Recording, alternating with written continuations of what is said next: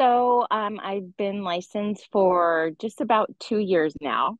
Okay. And I think my biggest challenge is um, to generate leads. Um, um, I've been on a team before where I would get Zillow leads, and then I was on another team where it was just support on teaching me how to generate leads, which um, was somewhat helpful, but I didn't gain any leads from that support. And so I'm kind of in a situation now with the market change and um just kind of stuck. I'm just kind of in Really? space right now. you know, I've tried a couple different things, but yeah, I just like need some like a sure way, something that if you tell me if you do this and you do this consistently, you will get a lead. Yeah. Whether it's a buyer lead or a seller lead, or I mean, I'd like someone with experience to say, just do this and just give it your all and stay on that lane for a while and you will see results. Okay. Awesome. So this is like a two-part. Okay. So first, a little bit of mindset and then a little bit of tactic. Okay. So here's the part about our mindset that actually stops us from generating leads. So we actually ourselves will stop ourselves from generating leads. So the part of that is, yes, we're feeling stuck, but we're feeling stuck because we think that there's a very magic way that we were going to get leads, or we're looking for the very sure way, which is what you just said. You're looking for the sure way that says, oh, if you go do this, right? A plus B equals C, and I'll get my leads and people will convert, or I'll have the leads come in. So then what tends to happen with agents is we go into the land of inaction and we don't do enough. We're not taking action enough to actually generate the leads. Because here's the tactical thing about leads. There's not one magic way that's going to work. And when the market changes, that's going to change too, generally. So there's definitely not an autopilot system for generating leads. But also, what do you like to do? Because you can be good at anything. You can generate leads any way that you really want to, if it's something that you're passionate about, if it's something that you wake up and you're excited to actually do, then you'll tend to take the action. So what kind of activities do you actually like to do to generate leads? Okay, so I come from a background in marketing and sales in healthcare, Okay. and I had a lot of success over the past, before I got my license, um, almost 10 years, and was growing and became director of business development for a home health company. Okay. um, I was being poached because they saw that I'm someone who can grow companies by doing marketing and sales. And Okay. what it was is I would go to the hospitals and build relationships with case managers, social workers.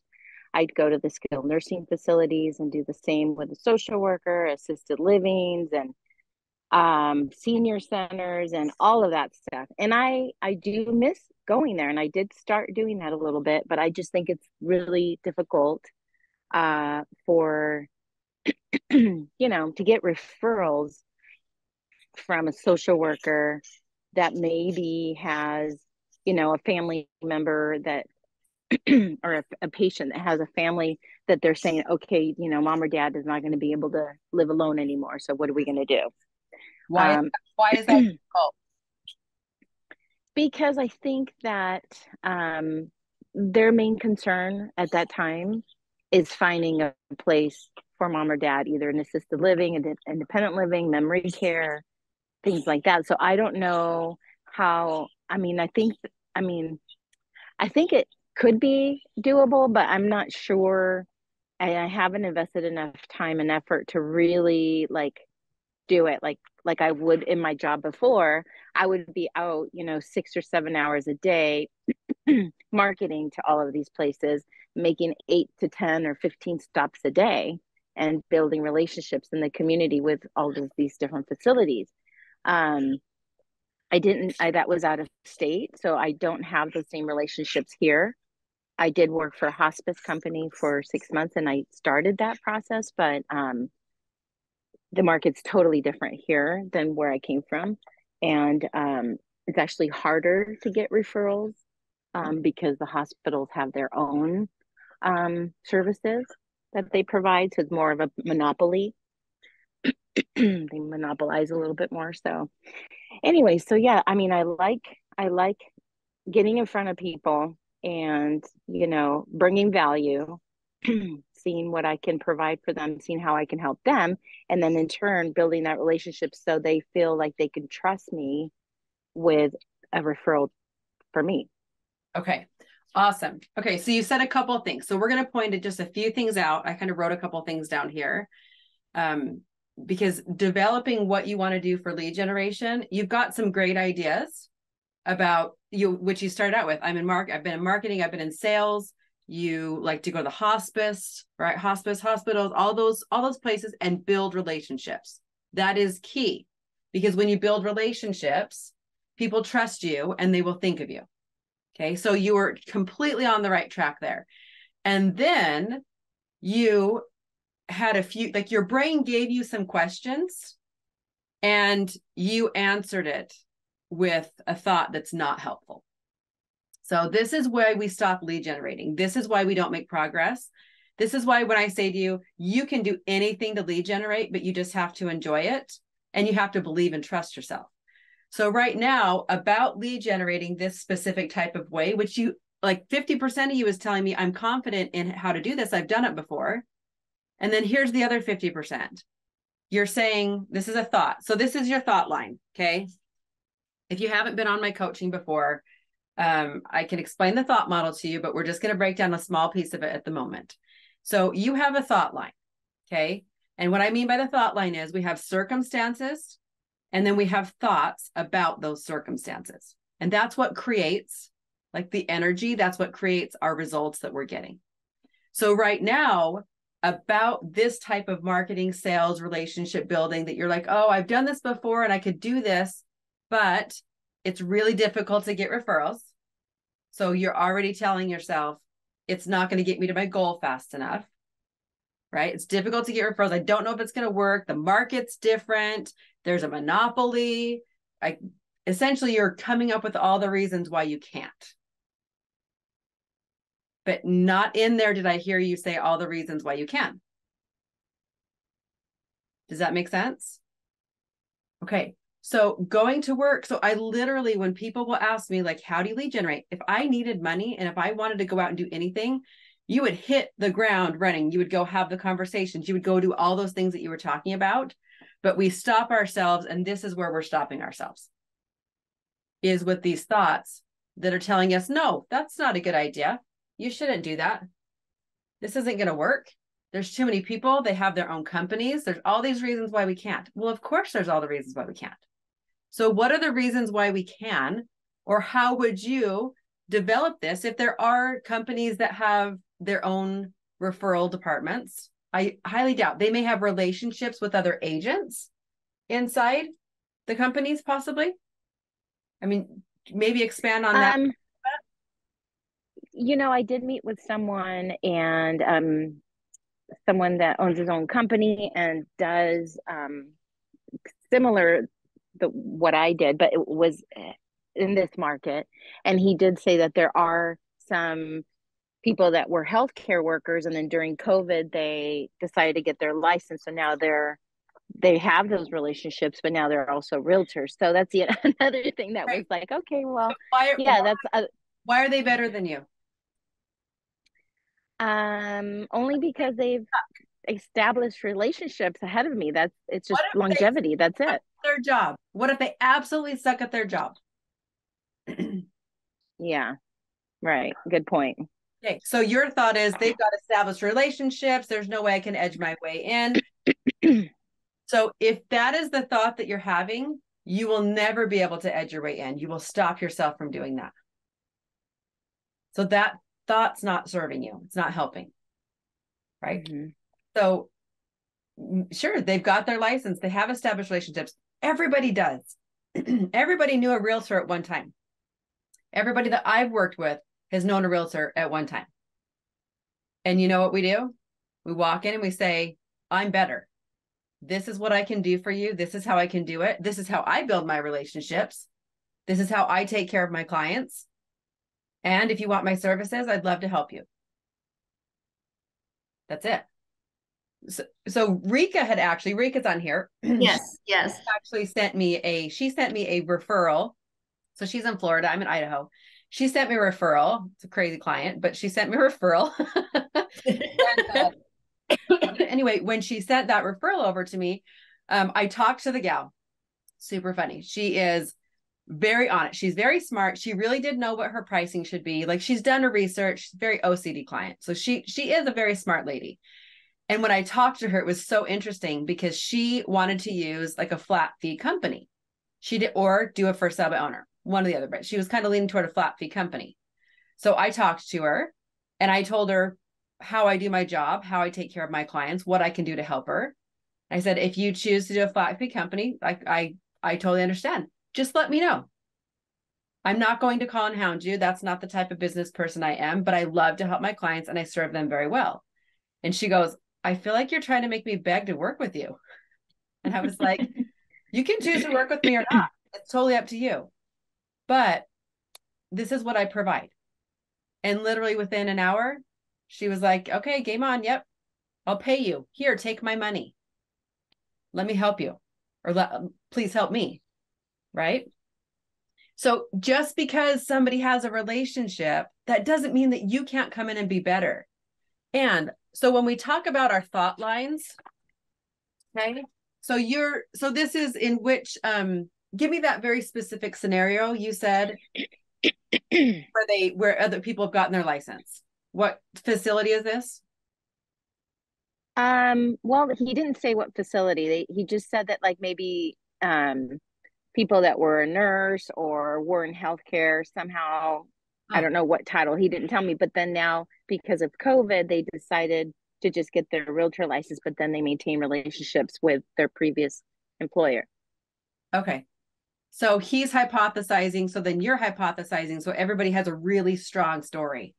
Do we see that? Yes. Yeah. And that really strong story is stopping you from making progress. Yeah. Good news is though that this guy that I met, that's the owner of this company, has left and is out of state now. And actually someone, a good contact of mine, that was doing what I was doing, marketing in a home health company. She's now running it. So I've now got an edge on that. And I'm supposed to be meeting with her at the end of this month. Awesome. And what are you going to do when you meet with her? Well, she knows I'm in real estate and she's been here for a long time and she's got other realtor buddies, but I'm just gonna, remind her that, and we have a relationship established. So just let her know that if anyone is in a situation where maybe they just want a valuation of their home or they're thinking about selling, that I'm here to help. Or if maybe they need to rent out their homes, the parents' home, and I can align them with a property management company, or I can be somewhat of a resource for them.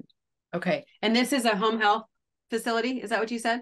So she used to work at a home health facility and now she works at this other company that they're transitional. They help seniors, and they help the families to find a place for them to live. It's almost like a place for mom, but it's not. It's a place, it's a national company, and she's working there now, and she just started. Okay. So we're going to call it a senior transition company. I made that up. Yes. Call it. Okay. Yes, no, that's right. That's exactly what it is. Perfect. Okay. So here's what I want to show you, because we want to, everyone thinks that lead generation is their problem. Okay. But we need to look toward how we're feeling. Sorry, I just got squirreled because Rika posted a comment. She wants to say something to you, but we definitely, Rika, when we get right toward the end here. So with this senior transition company, okay, you had another thought, and I want to show you your brain just a little bit, show you what you're thinking. And when I just asked you, what are you going to say when you go in and you meet with this person? And it was very, like, she knows what I do. So I'm going to remind her what I do. That's what you said. Okay. So I'm going to remind her, this is your thought. Okay. And everybody, this is a perfect example for everyone that's listening, because we always love to say, but my neighbor knows that I'm a realtor. Why didn't they use me? My best friend knows that I'm a realtor, but why didn't they use me? Okay, this is our solution. I'm going to tell you right now why they are not using you. Okay, it's the same reason why this lady may not use you if you go in there to remind her what you do. Okay, when we go in to remind her what we do, there's no value add in that. Number one. Okay, number two, tell me how you feel when you're going to go into a situation, a marketing situation like that, and you're just going, your plan is to remind her what you do. How are you going to feel when you do that? Uncomfortable. Uncomfortable. Love it. Okay. Okay, so this is our feeling line. So here's what happens. The circumstances never change. Circumstances are facts. Circumstances are neutral. So the circumstance is this senior transition company, like you're going to approach them, right? Okay. And when you think, this is your thought line. So our circumstances mean nothing until we have a thought about them. Well, you're thinking, I'm going to go remind her what I do. But our thoughts are generating our feelings. That creates the feelings that we have. So that thought for you generates the feeling of being uncomfortable. When you feel uncomfortable, what type of actions do you take? How do you show up or inaction?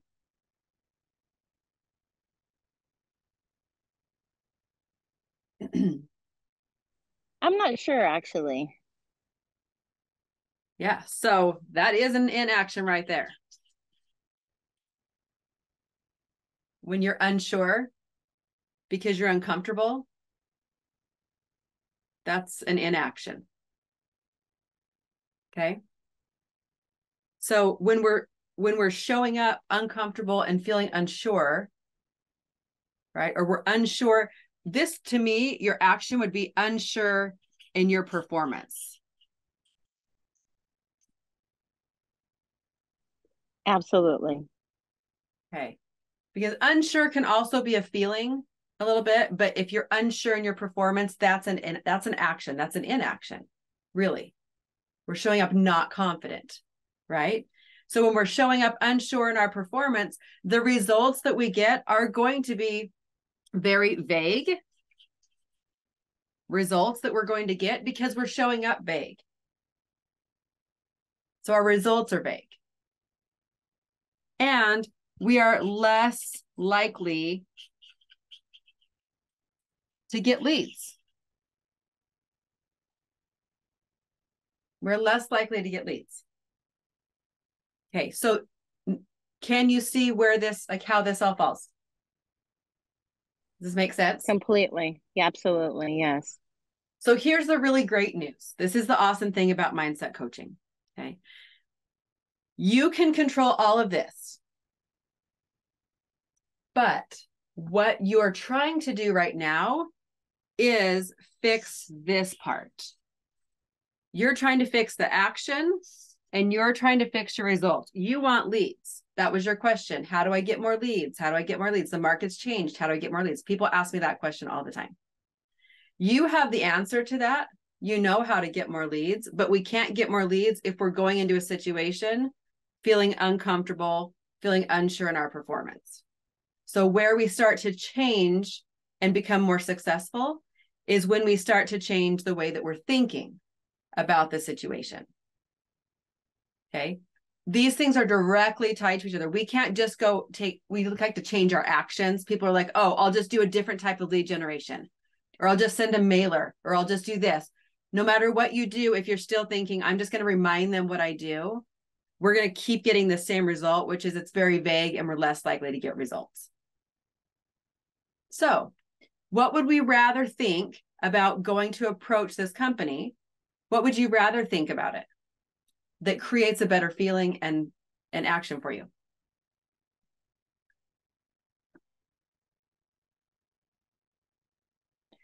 I would like the outcome to be where they feel confident about referring to me and what my services are.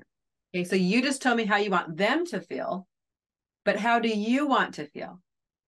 We know we want them to love you and use you, but how do you want to think about, how do you want to think and feel about going into the situation? I want to feel confident and sure of myself and clear on how I can help them. Okay. So STC, now we're a senior transition company. Okay. So here's the thing about changing the way that we think about things. So this is part of that, when people say like, shift your mindset, and you're like, I don't really know how to shift my mindset. This is how we shift our mindset. So it's really hard to come up with a different thought when I just challenged you to do that. And you're like, well, I want them to feel like this. I want them to think this about me. But what do you want to think about the situation? So the fastest way to get to a new thought is through the feeling that we want to have. So you said you want to feel confident. Yes. Okay. If you want to feel confident, what would you have to think about approaching this company that creates confidence for you? That I'm bringing value to them and being real clear on what that value is and how I can provide that value. Okay. So, and that's creating confidence for you. Yes. Okay. So give that to me in a statement.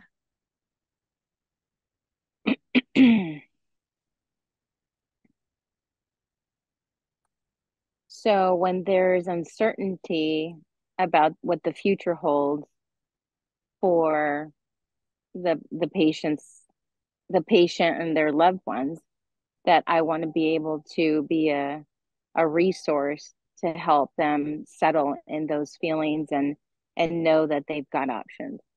Okay. Awesome. So we're going to workshop just for a second. So the words that you said, I want to be able, those are also not sure words. I want to be able to do something. So be very conscious of how we're saying things and what specific words. It actually matters what words we say. So when you say, I want to be able to help the people, I know that deep down that's what you desire.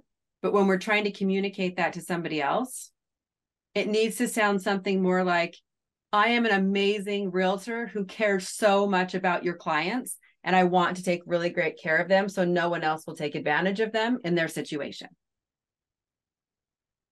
I love that. That's exactly what's in my heart. I know, but it's so hard to get out, isn't it? So hard to get out, but you know that's what you're doing. That's what you want.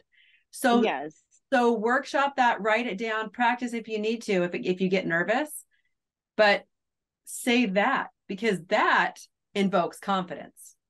That right there, you're like, oh yeah, that's in my heart, right? That's how I feel. And we tend to not want to show up the confidence. We think that there's something wrong with showing up with confidence. We think that there's something wrong when we show up like, I'm really great at my job and I can help your clients. How many people say that? Usually when we go pitch, sometimes we get uncomfortable in a situation. We can do it in certain situations, but in other situations, we're like, oh, this is over my head.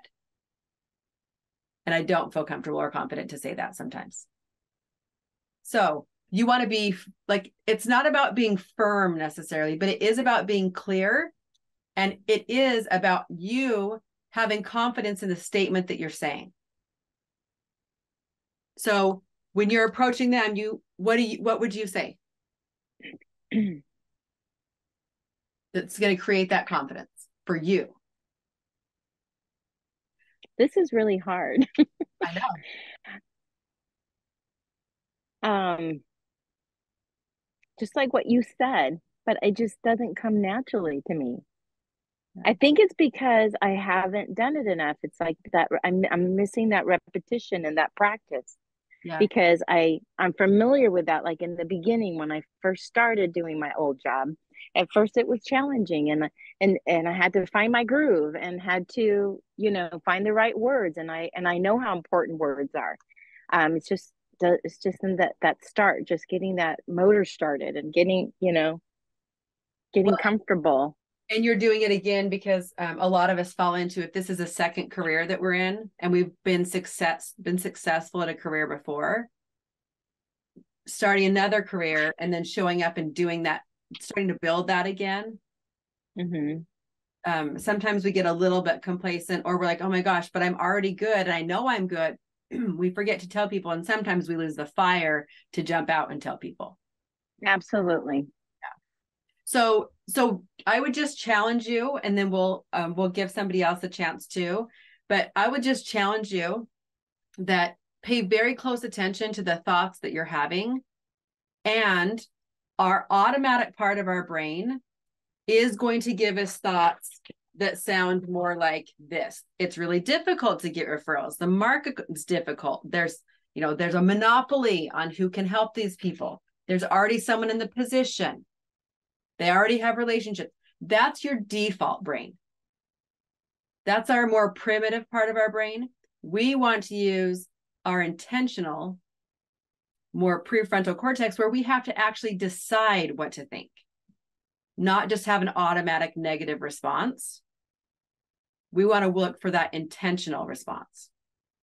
Okay, so this isn't going to stop, but like you just said, the more you practice it, the better you will get at it. So when your brain offers you, this is really difficult to get referrals, answer that question and be like, well, but I can do it.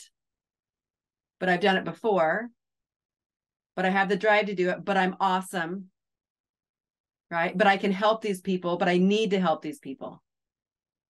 And that will start to create more confidence in you.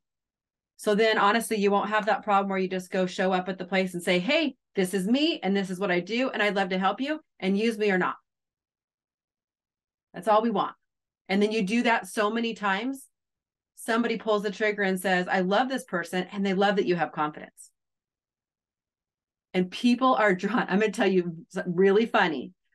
I am running for mayor in my town. I know nothing about politics. I kind of hate politics. Know nothing about how to be mayor, nothing. And I did a meet and greet. I'm like, you know what? I want to meet the people. Of course, I know people in town, but I want to meet people and see what their concerns are and let them meet me. I had no plan. I really had no plan. And they rapid fire asked me questions. And I was like, I don't know everything, but I'm willing to find out. I'm willing to research. I'm willing to figure it out. I'm willing to gather all the data so that we can make an educated decision. I'm willing to do those things. And they were all like, yeah, let's go. Right. Okay. Who wants the mayor that stands up and says, I don't know what I'm doing. I've never been mayor before. But because it was honest and confident, it's the way that you deliver it. It doesn't matter. I mean, it does matter what you say, but it's also just in that way that you deliver it. Really, that's one of my tricks of my trade, is when I show up at a client's house to sell their house, I'll be like, oh, yeah, this is what we got. This is where your pricing is going to be. This is how many days on market. And this is what it looks like. The last 100 clients of mine, 3 of them, I've given them a printed CMA. I literally show up and just say, this is what we have. This is what you've got going on. This is what it looks like for days on market. This is what we're going to do. Here's our plan. And this is what your price is. And they said, okay. It's just all about how we're delivering it and how confident, because I'm confident in what I'm telling them. Therefore, they're going to be confident in me. Does that make sense? So we need ourselves to be confident in us. We don't need them to be confident in us, because that will follow as we are confident in ourselves. Okay. Awesome. So work through that. That's awesome. And always come back. If you're like, okay, I worked through it and now I'm stuck. Great. That's why I'm here at Ask a Coach every Thursday. So you can come back. So thank you for being willing to put yourself. Go ahead. I love it. Thank you. Just thank you so much. I really appreciate it. I wasn't expecting this at all today, but it's really great. I really appreciate you. You're welcome. It's mind blowing being able to tweak just a little bit. It's like, it's life changing, you guys. It's so awesome.